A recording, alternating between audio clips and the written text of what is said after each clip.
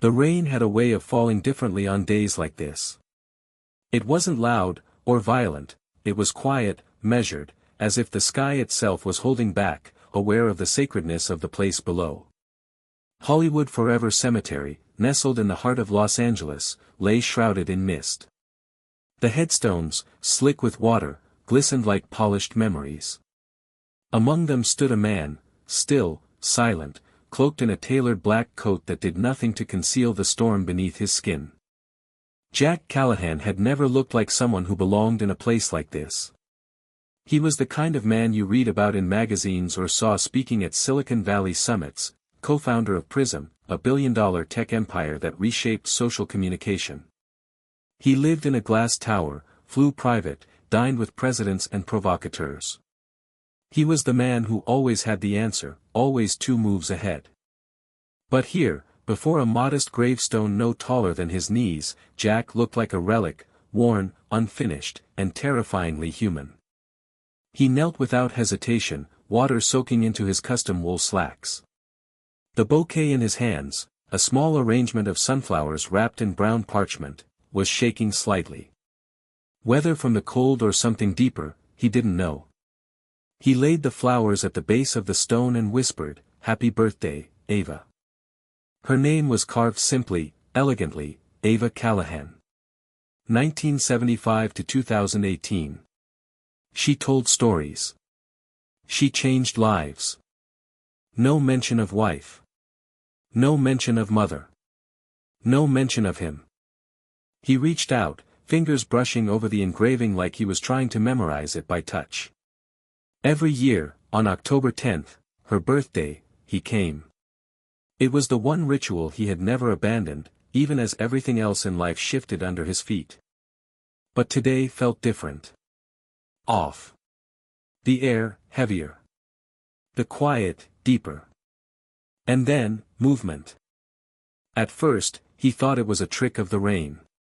But then he saw it, across the path, a figure standing still, hood pulled low, hands in jacket pockets, staring directly at Ava's grave. Jack stood slowly, his instincts alert.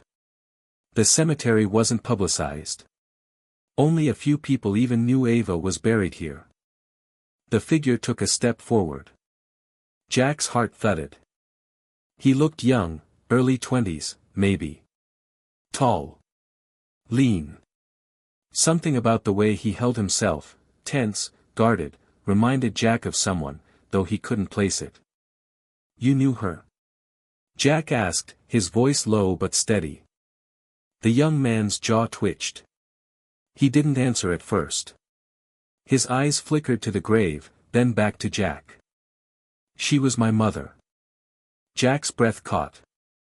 The world seemed to tilt, just slightly. There are moments that split a life in two, before and after. Jack would remember this one until the end. The young man stepped closer. The resemblance now was unmistakable. The sharp cheekbones. The same fire in his eyes. But it was his voice that shattered everything. "If what she told me was true, then you're my father." Jack didn't move. Didn't speak. Couldn't. The rain kept falling. Steady. Relentless. "I don't want anything from you," the boy continued. "I didn't come here for that. I needed to see it with my own eyes. Where she's buried. What kind of man you really are." Jack's mouth opened, but no words came out. The boy's lips curled into something that was neither a smile nor a sneer. "Guess I got my answer." He turned and began to walk away. "Wait." The word came out raw, almost involuntary. The boy didn't stop. "I didn't know," Jack called out. "I swear to you, I didn't know." Still, he kept walking. "Please," Jack said, louder now, chasing after him. "I didn't know she had a child." The boy finally paused. Turned. His eyes, dark, stormy, met Jack's. "She said you wouldn't. She said you were too busy building your empire to notice what you left behind." Jack felt the words like a punch to the chest. "What's your name?" he asked, desperate to catch hold of something real. A pause. Then, without softness, "Leo." Jack felt dizzy. It was a strong name. A name he hadn't chosen. A name he should have known for 2 decades. "I need to talk to you," Jack said. "Please." Leo's stare didn't waver. "You had your chance. She gave you one. Years ago. And you walked away." "I didn't walk away. I thought we were just taking time. I was going to come back. She said we needed space, and She needed you," Leo snapped. "She needed you when the hospital bills came. When she was losing her hair from chemo. When she was crying on the floor wondering how she was going to raise me alone. She needed you, Jack." Hearing his own name from the boy's lips felt unnatural. Like being spoken to by a ghost. Leo took a shaky breath, eyes glinting with something deeper than anger. "And you weren't there." "I didn't know," Jack repeated, more quietly. "If I had. I swear to you." "What?" Leo asked. "You would have written a check. Shown up in your private jet and fixed everything with money." Jack had no reply. "That's what I thought," Leo said, and with that, he turned again and walked off into the mist. This time, Jack didn't follow. He stood in the rain long after Leo was gone, every droplet another echo of the truth he hadn't known and could never unhear. He had a son. A son he'd never held. Never taught to ride a bike. Never hugged on a graduation day or held when nightmares came. A son who now hated him. The grave beside him had never felt so distant. So unreachable. Jack knelt again. Slowly. His hands trembled as he placed the second sunflower, the one he always brought for Ava, and whispered, "What did you do, Ava? Why didn't you tell me?" But the stone offered no answers. Only silence. Jack stayed there until the rain stopped. Until the clouds broke and the sun dared to shine on the cemetery once more. He had spent his entire life chasing light. And now, he was haunted by the shadows of a truth he never saw coming. But one thing burned through the fog, through the grief, through the guilt and the loss. He had to find Leo again. Because if there was even the smallest chance to be the man Ava had once believed he could be, the kind of father Leo never had, then maybe, just maybe, it wasn't too late to rewrite the ending. Not for Ava. Not for Leo. Not for himself.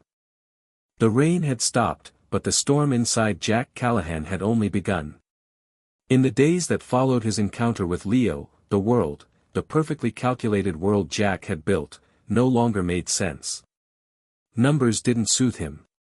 Boardroom victories felt hollow. His empire stood as tall as ever, yet Jack had never felt so small. The words haunted him, "She was my mother, if what she told me is true, then you're my father." He replayed every memory of Ava, searching for signs he'd missed. Clues. Moments. But she had kept her secret well. Too well. And now, her silence was a barrier he could never cross. Jack had always believed that if something mattered enough, he could fix it. He could innovate his way through anything. But this wasn't code. This wasn't business. This was blood. And he didn't even know his own son's last name. It took him 3 days to make the call. Not to Leo, he didn't have a number. But to someone he hadn't contacted in years, Mel Reyes, a private investigator who once helped him uncover a corporate mole in Tokyo. She was discreet, unflinchingly thorough, and as emotionally detached as Jack used to be. He gave her everything he knew. Leo's name. His approximate age. The location of the cemetery. Ava's death records. "I need to find him," he said.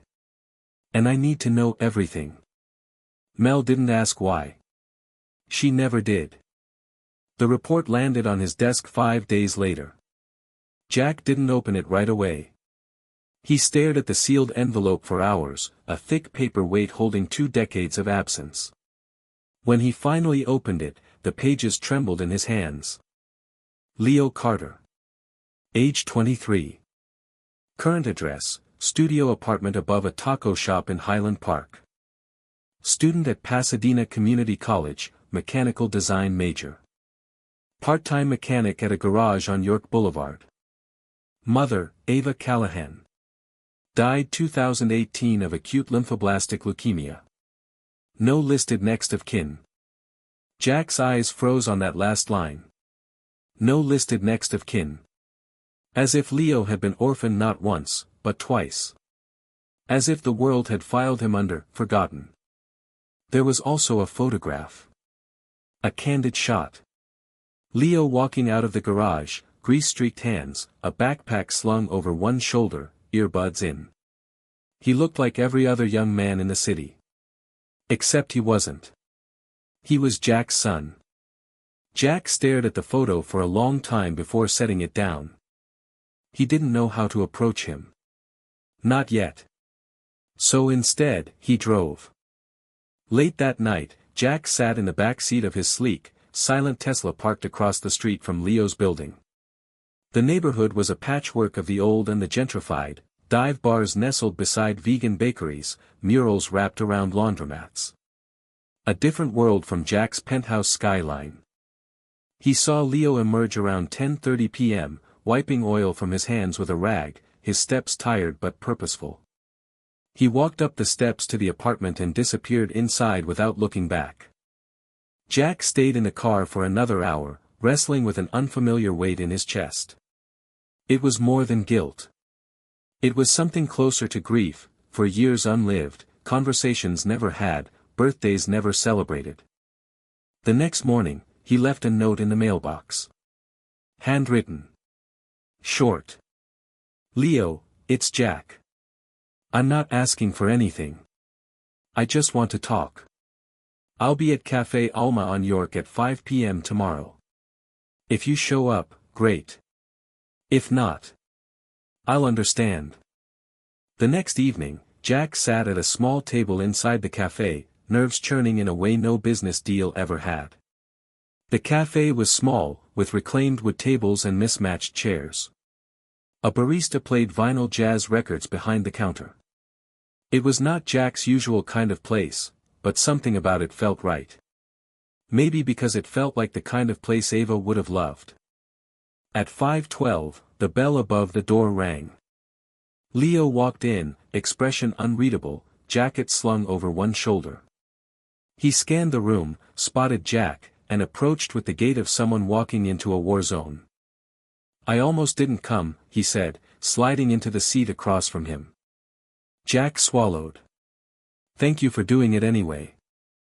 They sat in silence. Jack didn't know where to start. The room felt too small for the weight of what needed to be said.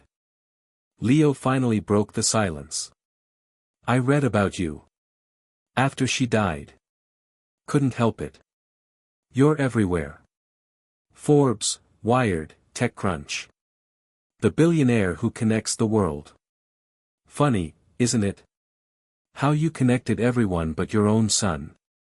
Jack winced. I deserve that. Yeah. You do. Jack nodded, accepting it. I didn't know she was pregnant when we parted ways. Leo leaned back. So you just left? I didn't leave, Jack said quietly. I stayed in San Francisco for years after we split.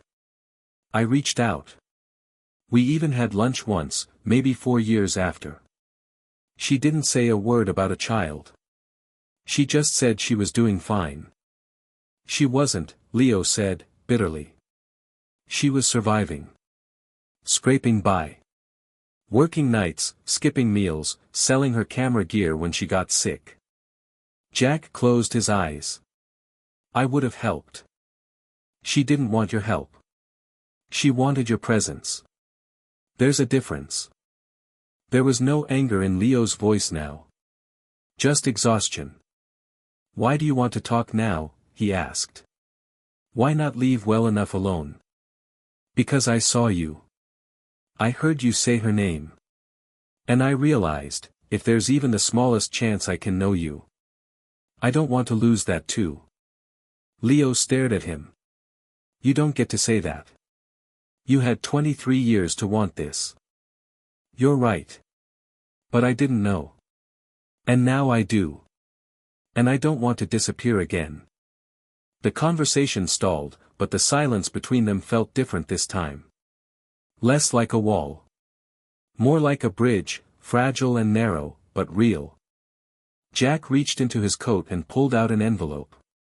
He slid it across the table. Leo glanced at it. What's this? Photos. Of Ava. And of me. When we were younger. I thought, maybe you'd want to see them. Leo hesitated before taking the envelope. He opened it slowly, pulling out a handful of photos, one of Ava laughing in a bookstore, another of the two of them dancing barefoot on a rooftop. Jack in his 20s, Ava's arms around his neck. He stared at them for a long time. Then tucked them back into the envelope. She told me you loved her, he said quietly. But I never believed it. Jack's throat tightened. She was everything. I just didn't know how to love her the way she needed. Leo stood. I don't know what you want from me, Jack. A relationship? Closure? A clean conscience? I don't want to fix the past, Jack said. I know I can't. I just want a chance to know you now. Whatever that looks like. Leo looked at him, eyes unreadable. I'll think about it. And then he walked out. Jack didn't follow. Instead, he sat at the table long after the coffee went cold, clutching the envelope like it was all he had left of a life that had almost never been his. He didn't know if Leo would call. But for the first time, he had hope. Not certainty. Not control. But hope. And for a man who'd once believed he could buy the world and bend it to his will, hope was the most terrifying, and most human, thing of all. Jack didn't hear from Leo for 5 days. Not a message, not a call, not even a reaction to the photos he'd handed him that evening at Café Alma. The silence gnawed at him, not because of impatience, but because of what it reminded him of, Ava's silence all those years ago. He had told himself back then that space meant dignity. That distance was what she needed. That love, unreturned, didn't mean it wasn't love. But now, sitting alone in the high-rise apartment he once thought of as a monument to everything he had built, Jack began to see his past through a new lens. Success had filled his walls with screens and city lights, but not with connection. It hadn't kept him warm. It hadn't filled the void that now seemed to grow wider with every tick of the clock. On the 6th night, he was reading a book he hadn't touched in years, one Ava had gifted him on his 35th birthday, annotated in her handwriting, when his phone buzzed. It was a text. Leo, there's a place in Silver Lake I go to sometimes. The coffee's strong, the people mind their own business. Tomorrow, 11. Jack stared at the screen for a long time. Then he exhaled, placed the book gently on the table, and typed, I'll be there. The next morning, Jack arrived 10 minutes early. The cafe was unassuming, nestled between a record store and a tattoo parlor. Inside, exposed brick walls were lined with shelves of second-hand books, and the scent of espresso blended with vinyl and old paper. It was the kind of place Jack would have once walked past without a second glance. But today, it felt like stepping into someone else's world, Leo's world. Leo arrived right on time. He didn't smile, didn't offer a greeting. He simply nodded and sat down across from Jack at the small table by the window. They ordered black coffee for both. No cream, no sugar. Jack studied him. The shadows under his eyes. The calluses on his hands. The guarded way he held himself, like someone who had learned not to expect kindness without consequence. You said this place was yours, Jack said, trying to break the silence. I like it. Leo shrugged. It's quiet. That's all I need. They sipped in silence. The clinking of spoons and murmured conversations filled the space around them. Jack felt like an intruder in a sacred place, but Leo didn't ask him to leave. I've been thinking, Leo said finally, eyes fixed on the street outside. About what you said. That you want to get to know me. Jack nodded. I don't know how to do that, Leo admitted. I've lived my whole life assuming I didn't have a dad. Now you show up and want, what? Connection? Forgiveness? I want time, Jack said, his voice low. I want conversation. I want the chance to listen to you. Leo's expression didn't change. I don't know if I have that in me. You're a stranger. I know. But I don't want to stay one. A long pause followed. Then Leo leaned back, crossing his arms. You ever work on an engine? He asked suddenly. Jack blinked. An engine? A real one. Greasy, rusted, half-broken.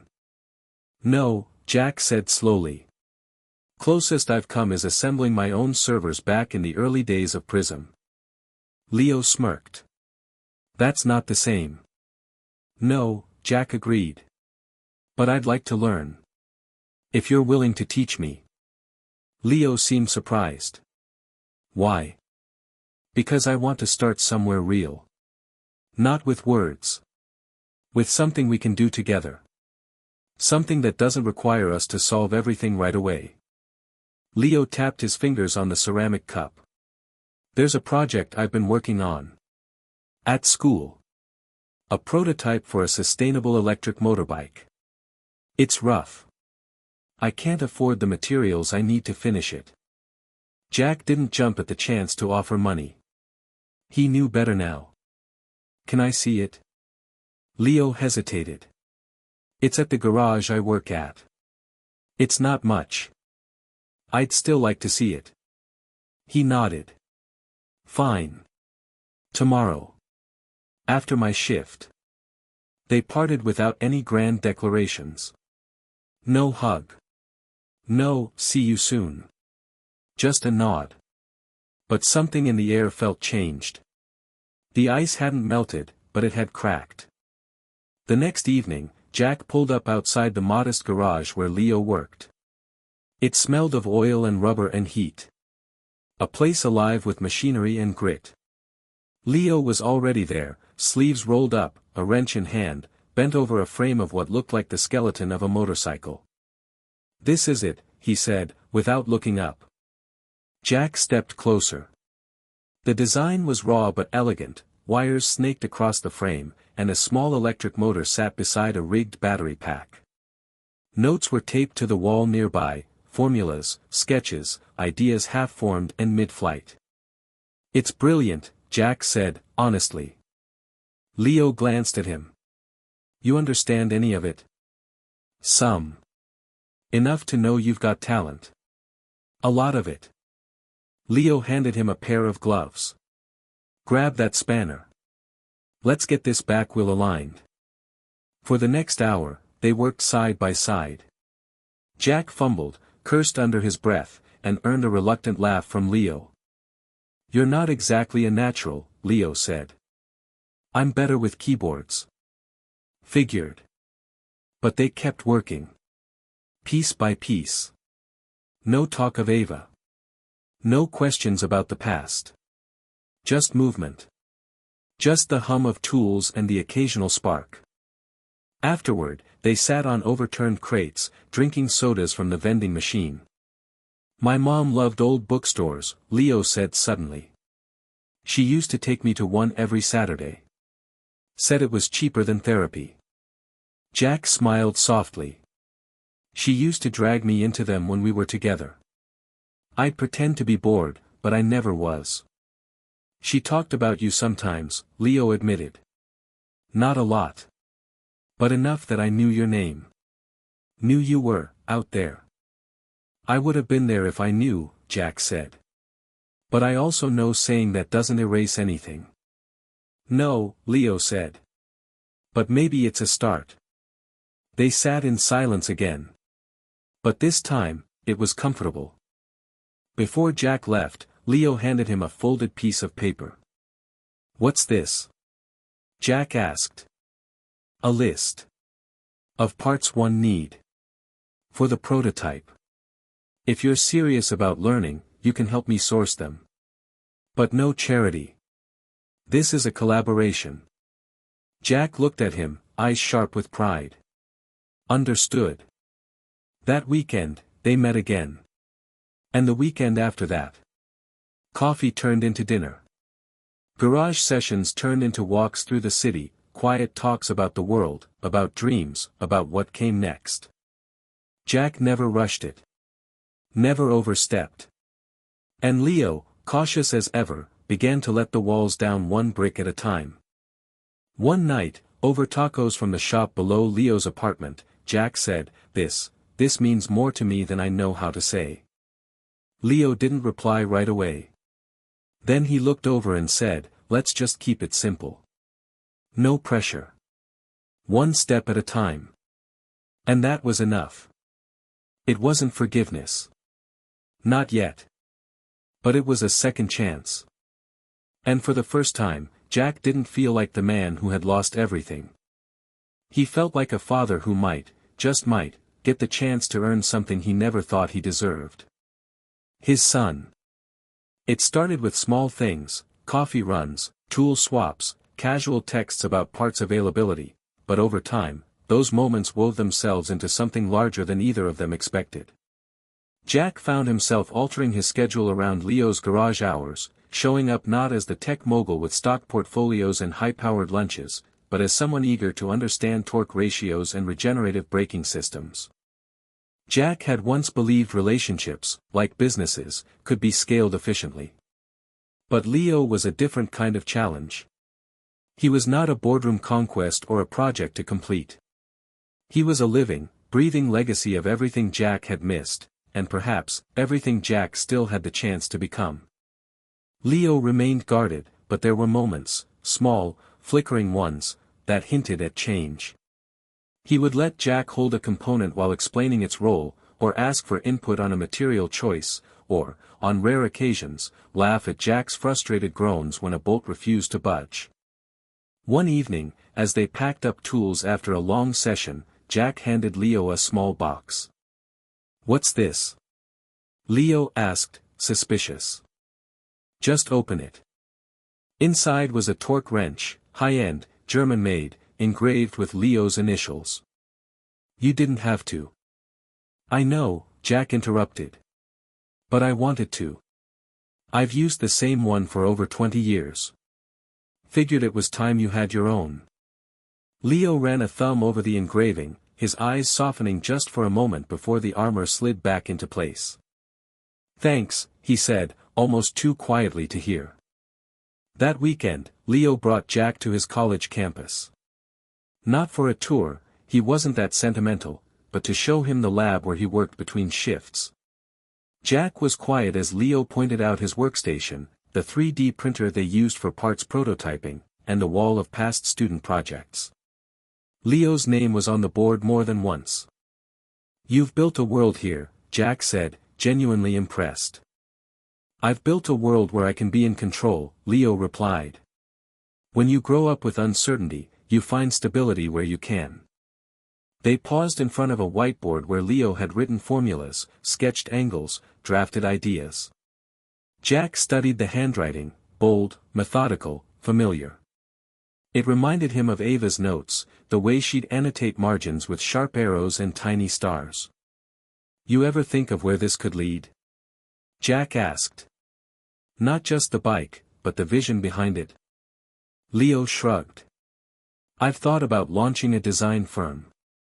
Sustainable engineering for urban transport.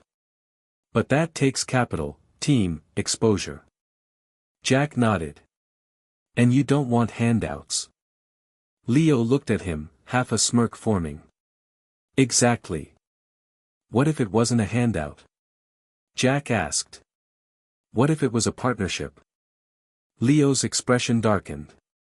"That's a slippery slope." I know, Jack replied calmly. Which is why I'm not offering it now. I'm just planting the idea. When you're ready, if you're ever ready, I'd like to build something with you. From scratch. Not because you're my son.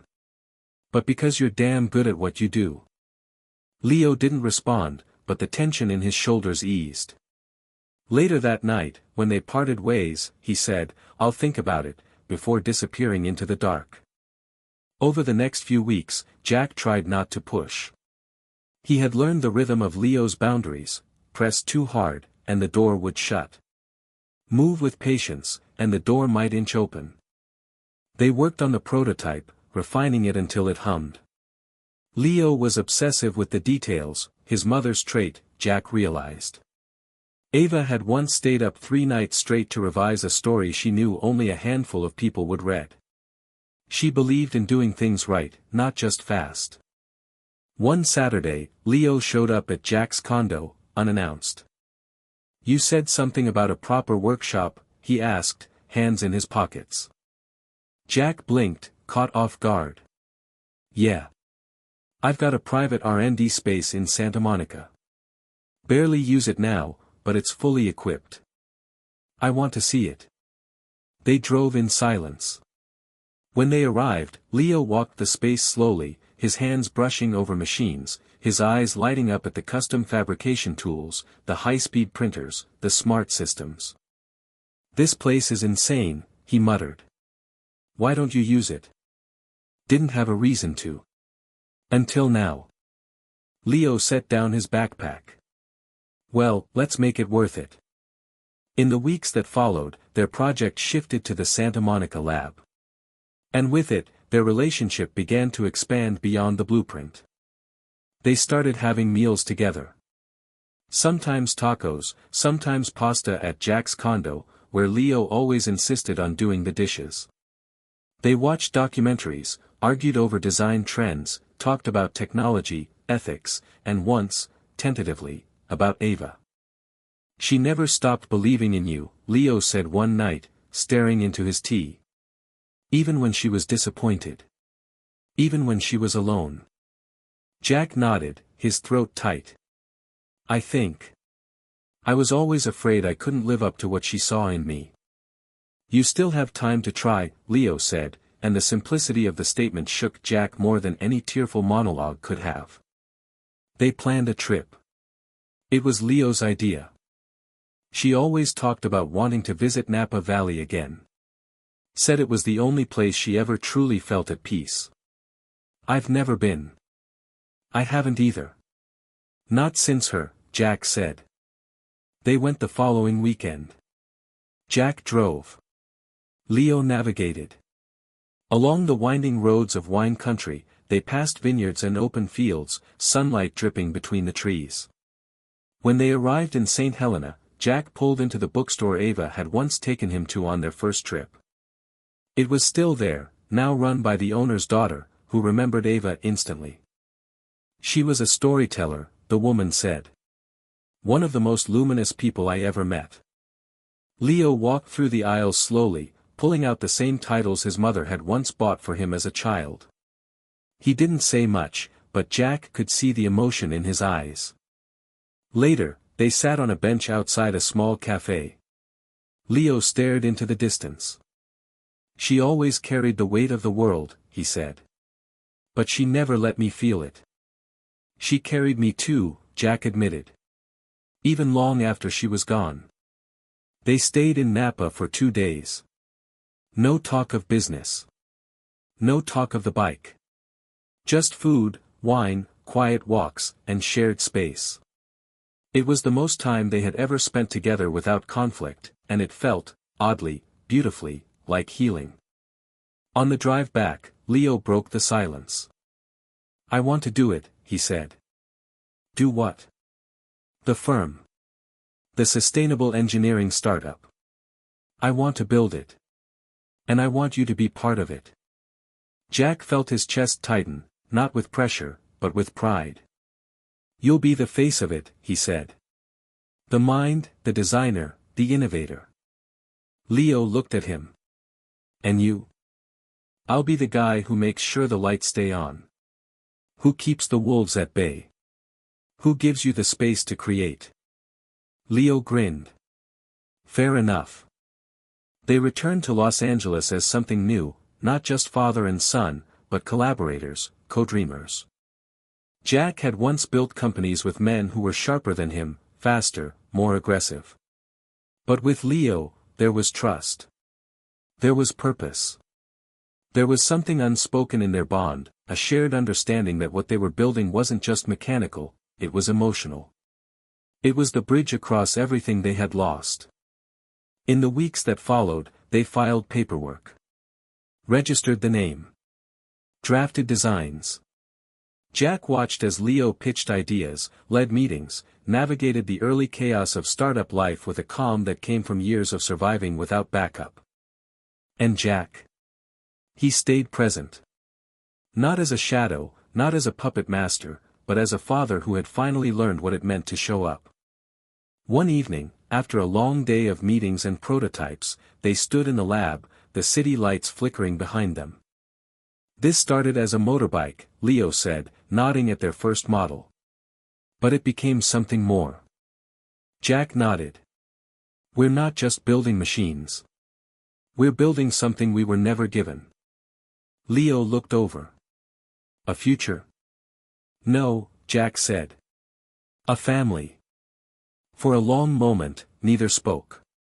Then Leo reached for his jacket. Let's get some dinner. I'm starving. Jack smiled. You're always starving. They laughed as they walked out into the warm night, the door of the lab swinging shut behind them. And for the first time, Jack didn't feel like he was carrying the past alone. They were carrying it together. And building something stronger because of it. The new office was nothing like the steel and glass towers Jack Callahan had spent his career inside. There were no marble floors or sweeping city views. Instead, it was a converted warehouse on the east side of Los Angeles, with exposed brick walls, sun-faded beams, and the smell of sawdust and fresh paint hanging in the air. It was imperfect. It was human. It was real. Jack stood near the entrance, watching Leo move through the space with quiet authority. He was meeting with a small team, engineers, designers, recent graduates who had bought into Leo's vision for accessible, sustainable transportation. They were standing in a circle, sketching on tablets and whiteboards, arguing over efficiency curves and modular casing designs. It was chaos, but the kind that carried energy, not disorder. And Leo? He was in his element. Focused, engaged, animated in a way Jack had rarely seen before. He wasn't just building machines. He was building something that bore his fingerprint, his values. And Jack knew better than to interrupt it.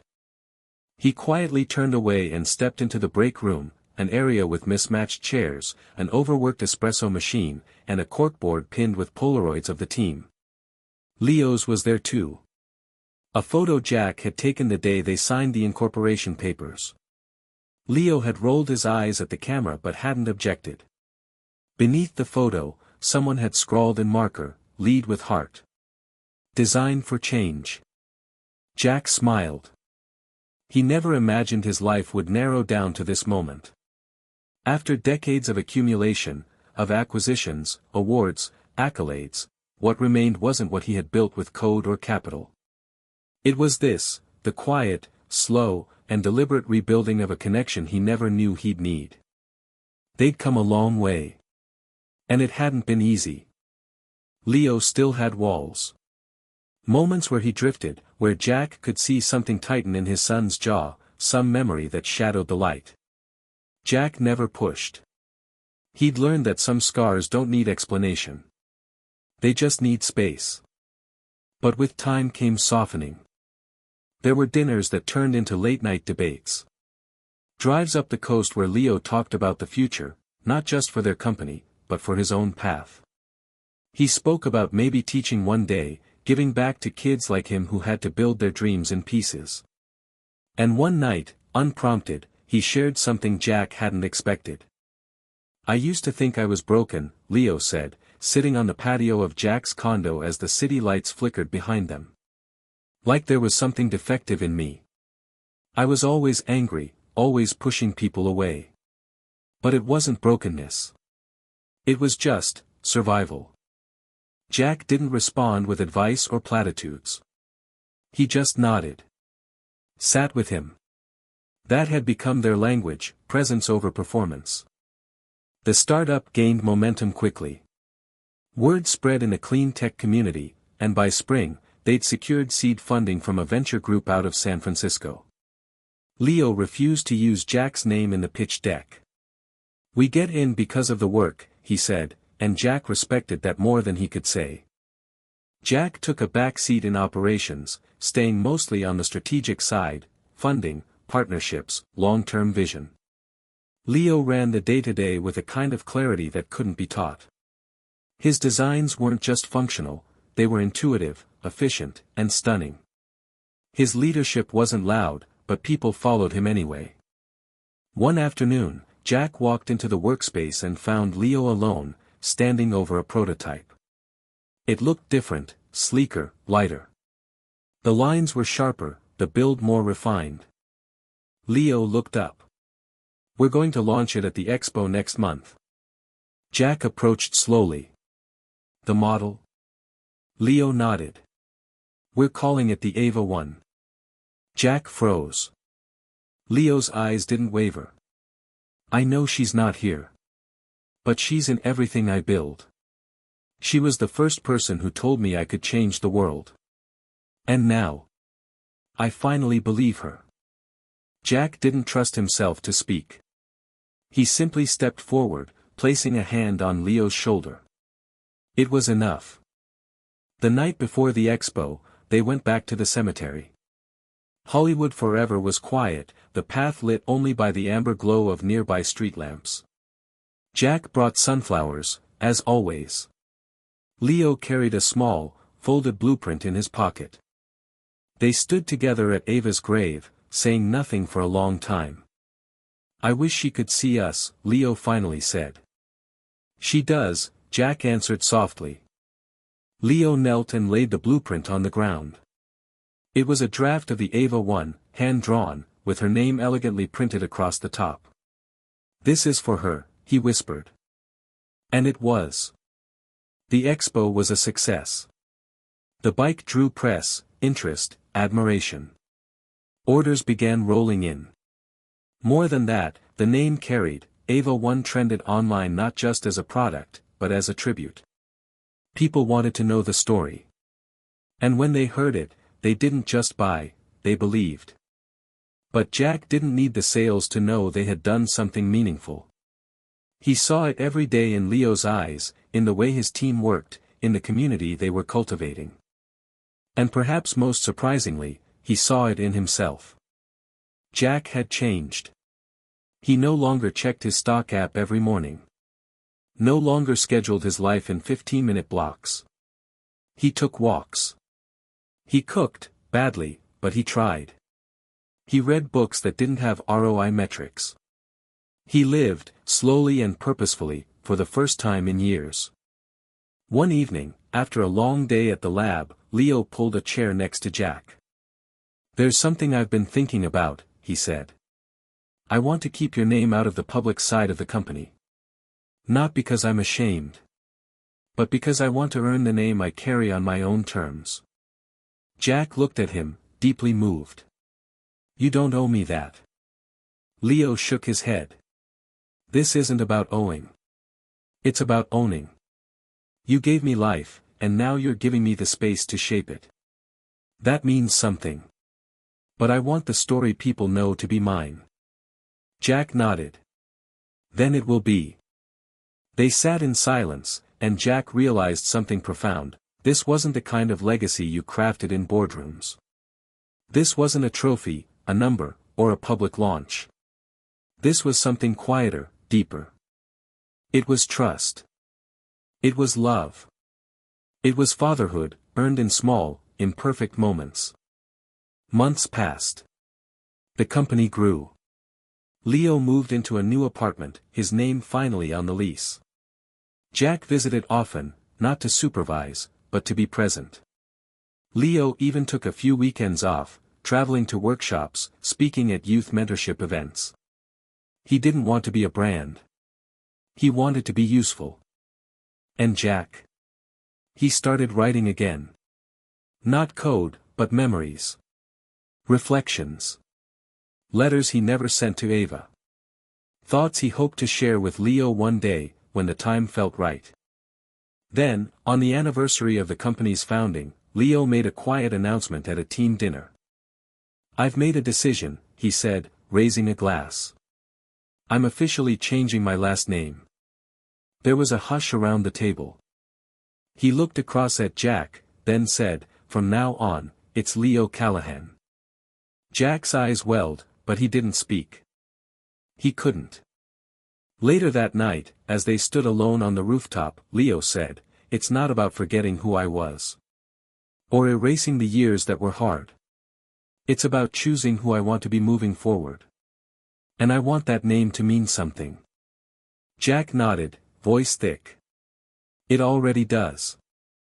They stood under the stars, city lights blinking around them. And Jack felt something he hadn't felt since long before Ava left, since long before he'd started building companies instead of memories. He felt whole. Not because he'd fixed everything. But because, at last, he'd shown up. And because the future, uncertain, unfinished, beautiful, had a name. Leo Callahan. His son. And it was only just beginning. At first glance, Jack Callahan was a man who had everything. A self-made billionaire. The architect behind one of the most influential tech empires in the world. A name whispered in venture capital circles, printed on the covers of business magazines, praised on stages with bright lights and endless applause. He lived in a penthouse that kissed the clouds, flew across continents in the comfort of private jets, and signed deals that shaped the future of digital communication. But behind the prestige and polished shoes, Jack was alone. Not alone in the way the wealthy often are, surrounded by people but emotionally detached. Jack's solitude was quieter, more piercing. It wasn't about who was missing from his life but what. Or rather, who. The only person who had ever truly made him feel like more than a product of his ambition, Ava. Ava was the anomaly in Jack's carefully calculated world. A journalist with a voice like sunlight and a spirit that challenged him to feel deeper, breathe slower, be present. She never asked him to abandon his dreams, only to make space for love in the margins. But Jack, blinded by deadlines and IPO valuations, failed to see the simple truth: the most meaningful moments are the ones we choose to show up for. When she vanished from his life, Jack filed it away as another heartbreak. Something inevitable. Something he might regret in passing, but could compartmentalize. He had no idea she was carrying his child.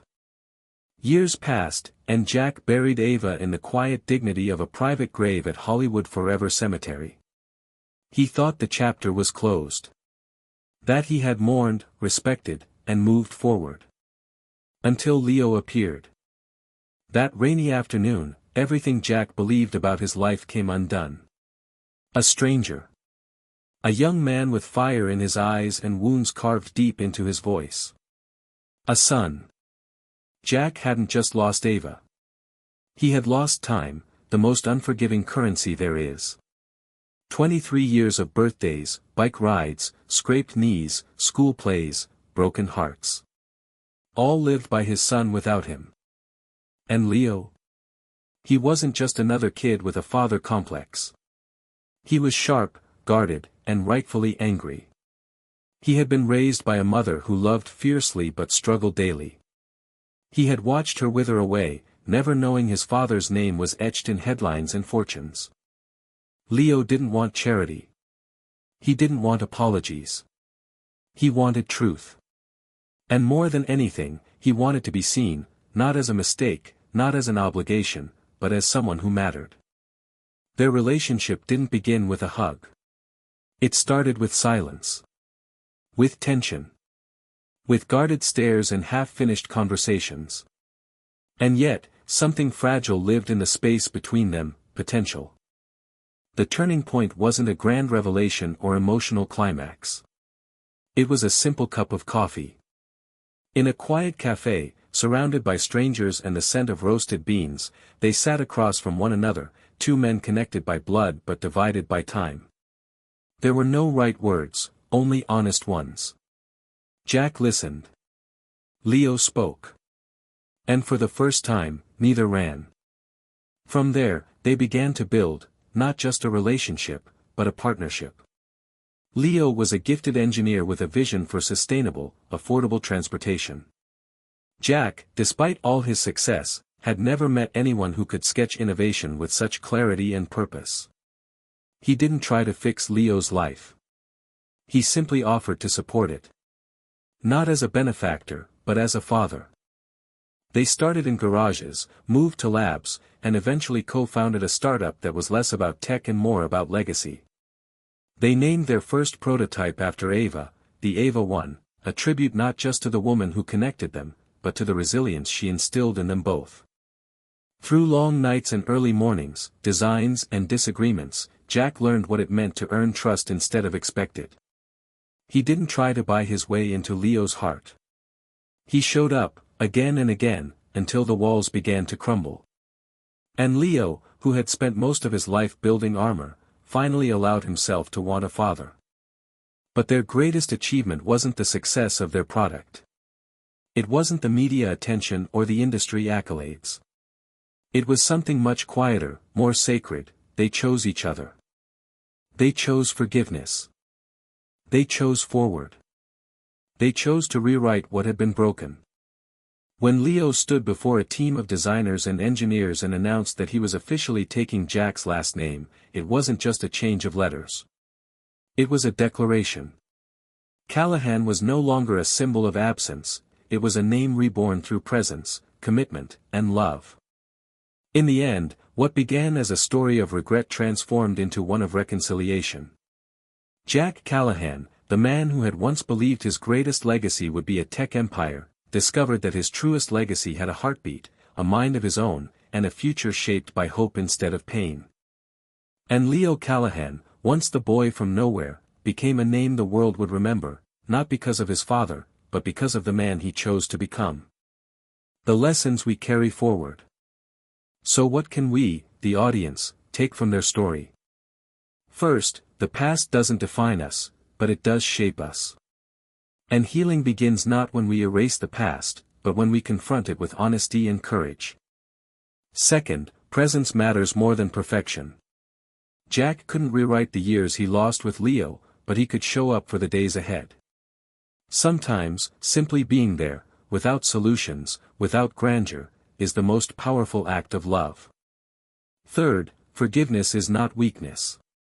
It's not about forgetting or excusing the pain. It's about choosing not to let it be the end of the story. Leo had every reason to shut the door forever. But in choosing to open it, even just a little, he created space for something extraordinary to grow. Fourth, real connection takes time. There are no shortcuts. Trust is built in moments that feel ordinary, a coffee shared, a bike built, a conversation in a bookstore. These are the bricks of relationship. And they must be laid slowly, with care. Fifth, and perhaps most importantly, it's never too late. Jack was in his 50s when he learned he had a son. Leo was 23 when he met the father he thought had abandoned him. And yet, they built something meaningful. Something lasting. The clock doesn't have to run out, unless we let it. How you can apply this to your life. Maybe you're someone who's drifted from a parent. Or maybe you are the parent who drifted from a child. Maybe you've buried your own regrets, telling yourself the chance to fix things has passed. Let this story remind you, it hasn't. Pick up the phone. Write the message. Start small. You don't need grand gestures, just honest ones. Apologize if you need to. Forgive if you're ready. And if you're not, sit in the discomfort until you are. Healing isn't linear, but it is always possible. And if you're not in either of those roles, but simply someone struggling to feel connected in a world that often rewards the opposite. Let Jack and Leo show you that connection doesn't come from power, or success, or control. It comes from vulnerability. From choosing people, even when it's hard. Every one of us has someone we've lost, either through time, through silence, or through misunderstanding. Maybe you can't change that. But maybe you can change what happens next. Because legacies aren't just about what we leave behind. They're about who we show up for while we're still here. And sometimes, the greatest success story is the one that starts with a second chance.